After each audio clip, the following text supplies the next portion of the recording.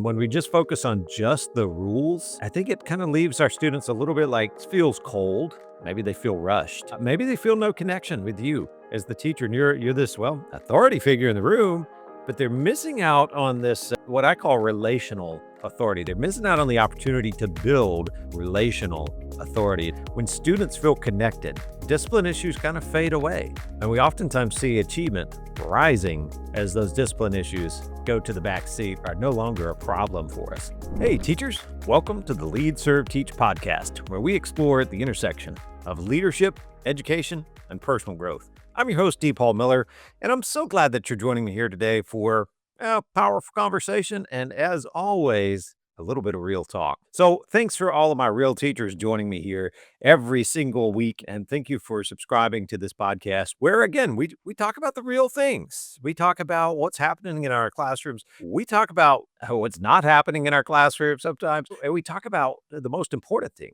which is how to connect with our students, how to build those real relationships and how to move them forward. And very importantly, how to leverage those relationships as the leader in the room, as someone who's going to serve your students. And of course, help those students get to the highest level of achievement that they're capable of. That's our job as educators. That's what we want to do.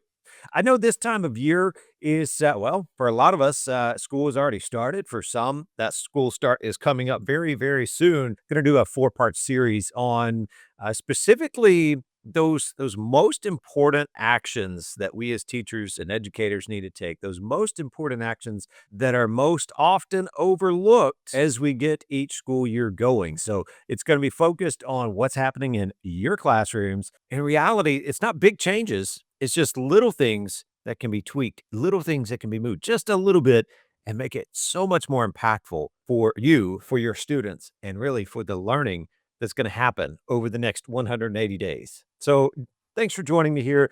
Let's get started. This is episode 1. We're going to be focusing on building relational authority and not just sharing rules with our students. If you've been in the classroom for any amount of time, you know the importance of, setting those classroom rules, those expectations up front. Right there, day one, you may be given a syllabus, you may be talking to your students, and it is that time where you're like, okay, we're setting the boundaries. We're setting the rules right now. That's a best practice, right? That's something that's so important that all of us need to do in our classrooms. It's so important to establish discipline. It's so important to establish the high expectations for achievement. It's very easy to sit back and say, I can spend a day on this. Let's go over the syllabus and let me get to my classroom rules, establish those expectations, and boom, let's move forward. Like, let's get to the content piece of this. It's the most important thing. Let's move. This world that we live in with AI, with fast-paced movements, fast-paced business, fast-paced everything. We're not immune from that as educators. We feel the same thing. We feel like we got to move. And there's more and more content seemingly being built, added to our curriculums every single day. And therefore we have to move quicker. And so really this time, it's so important, yes, to establish those rules, but let's get through it. We're really kind of building a frail authority. And when we just focus on just the rules, I think it kind of leaves our students a little bit like feels cold. Maybe they feel rushed. Maybe they feel no connection with you as the teacher. And you're this, authority figure in the room. So I don't think it's something that many teachers overlook. Most teachers, I would say 99% of teachers out there, they always deliver those rules, those expectations at the beginning of the class. First day of school, they deliver it with their syllabus or whatever it may be, but they're missing out on this, what I call relational authority, not a false sense of authority. That might be a little harsh, but that's maybe what we're doing. And yes, there's respect that teachers need to pay to students, and there's respect that students owe to their teachers, sure, but it has to be established along a relational boundary first. And that's where we're going to spend a little bit of the time today looking at maybe an option, maybe a way to preload our classroom, maybe preload the mindset of what's going to happen on that first day. Yeah, the syllabus, the introductions, that's all important.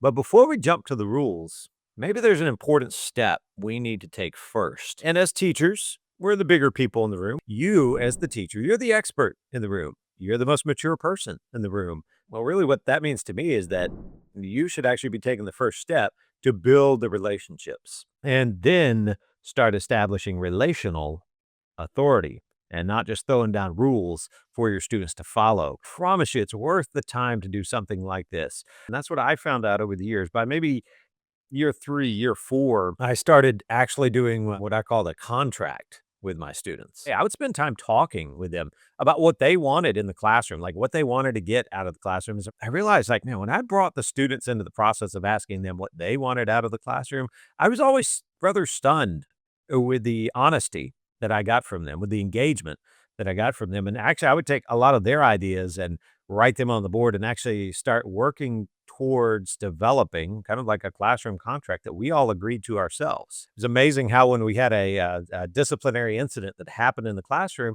how when I would refer back to the contract they had helped develop to the contract they themselves had signed, that really changed the dynamic of the conversation. It was worth the time and effort. What I found was also so valuable was actually, again, establishing an interest and relationship with them, and an interest in actually developing some sort of connection with each and every student that I taught. And again, I was a high school guy.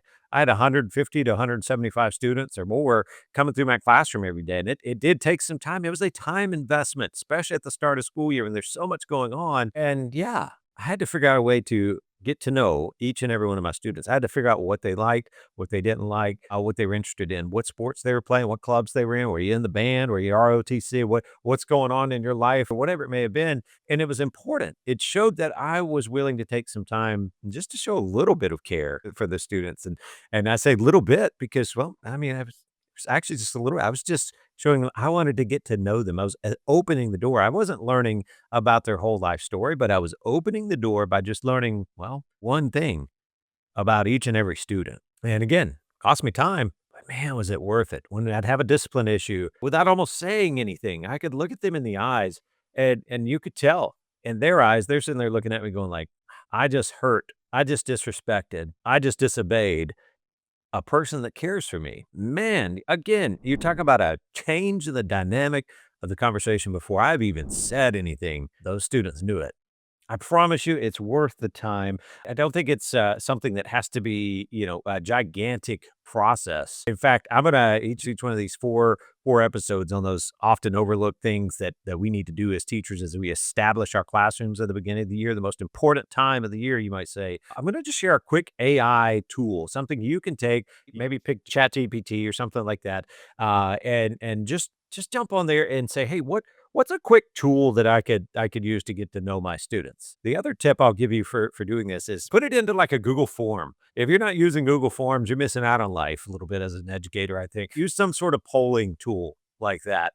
Again, the Google form is great. Maybe you only have 2 or 3 computers in your classroom that students can use, and you set up that Google form, or each one of them can put their answers in. You have them cycle through as you're doing things during that first couple of days of school. Great way to get information. Great way to, again, if you've seen the back end of a Google form and you've seen the sheet that's produced from it, fantastic. Great way to kind of line out that information. Maybe you'll see similarities between your students. Maybe you'll find a interesting way to group your students as you do collaborative work and different things like that. But it's a great way to start seeing your students and understanding. One, you can see their names. Two, you can see what they like, what they don't like, whatever that question might be. And again, you can use that to start striking up conversation as they are walking into your classroom, as you're shaking their hand as they come in, as you're talking to. Maybe it's something even in a discipline situation that starts at the beginning of the year, and you have the moment to sit there and say, "Well, yeah, I remember you said you didn't get to do this last summer, and you really wanted to go on a vacation, but your family couldn't afford it. I know there's some financial hardships and difficulties going on there. Tell me more about that." Amazing what happens when you actually respect a student's situation, when you respect their answers and you show them that you care about them as a person. That relationship is being built, hence your ability to have relational authority with your students. Seems like you're taking more time, but when you spend the time to start doing those steps to build the relational authority first, then it goes from you actually just saying, "Hey, these are the classroom rules," to actually being a lot more like wow, like this person cares for me, and they're actually giving me some. Well, they go from being just arbitrary rules in the classroom to being more like, well, maybe like the safety rails on a mountain highway, or maybe the straps on a roller coaster that keeps them safe in their seat. However you want to describe it, they become something that the students, well, appreciate, find value in those rules, those classroom rules, rather than just being said, "Hey, these are the classroom rules. Here they are, and let's go." If you want the absolute synergy effect, I'd recommend doing both of the items I've talked about today. find a way to start building relationship, get to know your students, use an AI tool to help you kind of gather that information more quickly. You use different tools like a Google form or something to put that together and make it easy for you to view, to look at, maybe even to memorize if you want to say. But the other important item that I talked about was maybe building that contract. Bring your students into the idea of building classroom rules as a group and use the contract. You're really going to love the results when you do that. You take the time to build relational authority, and instead of just throwing out rules after that, you take the time to actually build a contract where their input is going into what they want out of the classroom and helping to develop those guide rails, if you will, to keep them on the path towards student success, towards achievement.